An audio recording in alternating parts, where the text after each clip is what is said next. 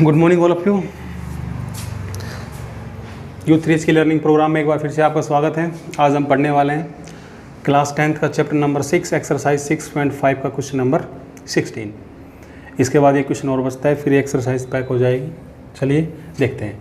In an equilateral triangle, हमारे पास मान लीजिए इक्विलेटरल ट्रायंगल है ये,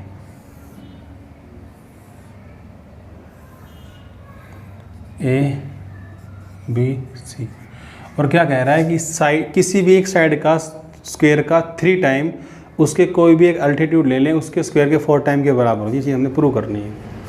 तो गिवन में क्या लिखेंगे? Let triangle ABC is equilateral. ठीक है,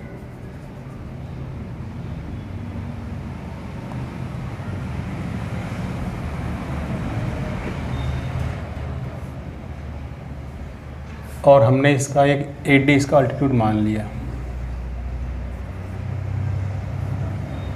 and AD it's altitude.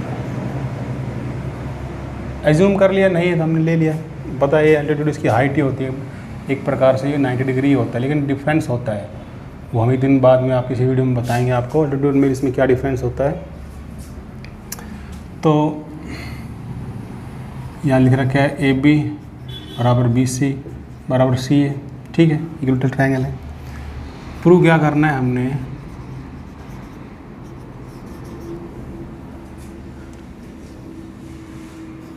Equilateral triangle side का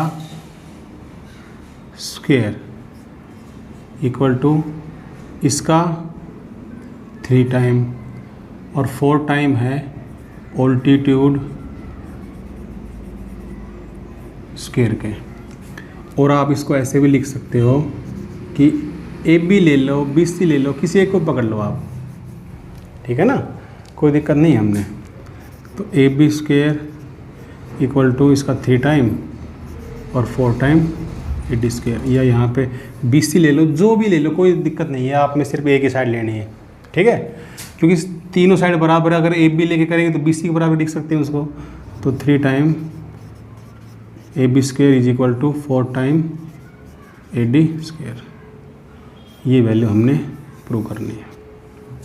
देखेंगे तो सबसे पहले कंस्ट्रक्शन के अंदर हम लिखेंगे, वो इसमें ड्रॉ हमने कर लिया, या फिर भी आप कंस्ट्रक्शन में लिखना चाहो लिख सकते हो ड्रॉ A अल्टीट्यूड AD, लेकिन हमने पहले ही मान लिया उसको।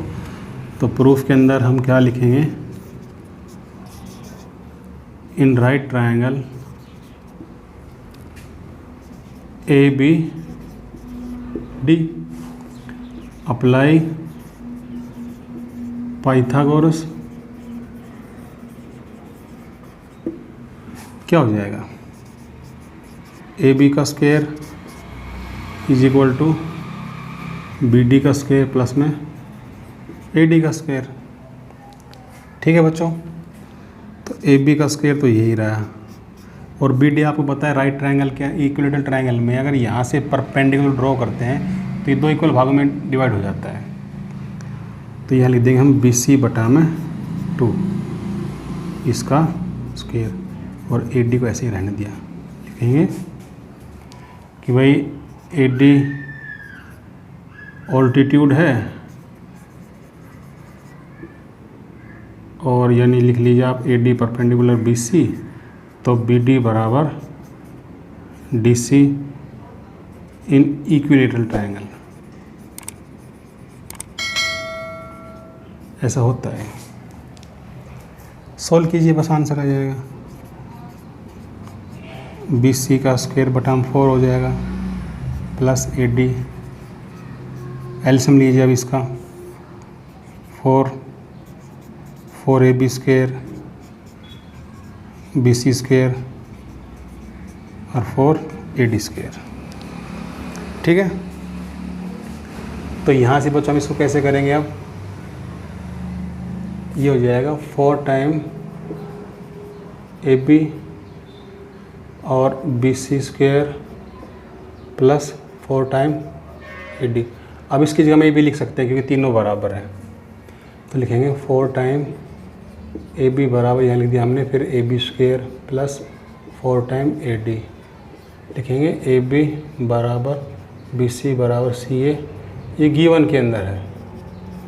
इधर आगे क्या हो जाएगा, ये इसमें इंक डाल लेते हैं थोड़ी सी।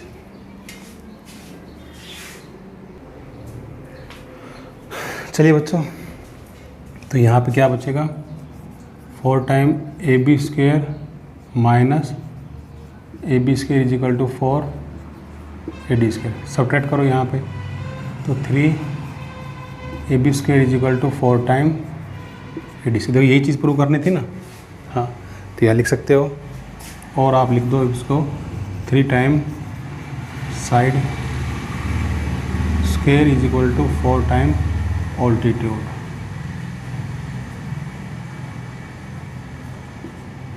Hence proved.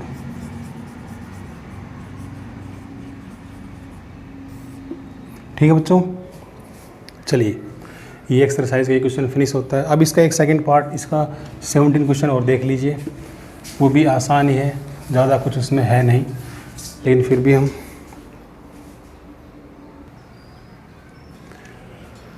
ये बच्चों इसी एक्सरसाइज क्वेश्चन नंबर 17 लास्ट है, इसका देख लीजिए। ये कह रहा है कि एक ट्रायंगल ए बी सी दिया हुआ है, तो एंगल बी के बारे में उससे हमें पूछा है, तो अभी हमें नहीं पता इसमें इसका क्या एंगल है, ए बी और सी। तो वैल्यू दे रखी है 6√3 सेंटीमीटर, ए सी कितना है 12 और बी सी कितना है 6।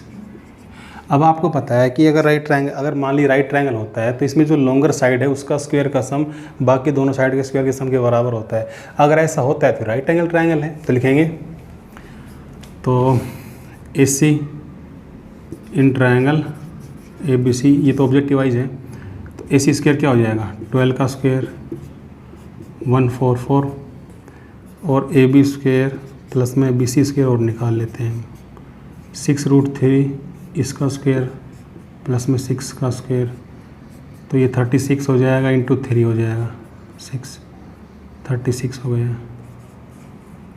18 10 144। तो लिखेंगे यहाँ पर हेयर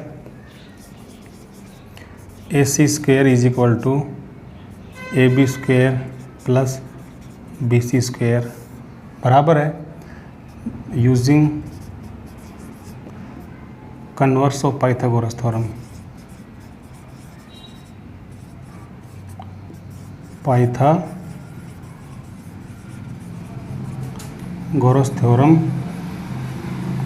एंगल बी बराबर कितना हो जाएगा 90 डिग्री, यानी ये इसका आंसर होगा। ठीक है बच्चों, तो इसी के साथ हमारा 6 चैप्टर पूरा होता है और मुझे उम्मीद है आपको अच्छे समझ में आया होगा। और अगर आपको फिर भी कोई दिक्कत है तो हमें ज़रूर कमेंट्स कीजिए, हम आपकी प्रॉब्लम को ज़रूर दूर करेंगे। चलिए, thank you so much, have a nice day.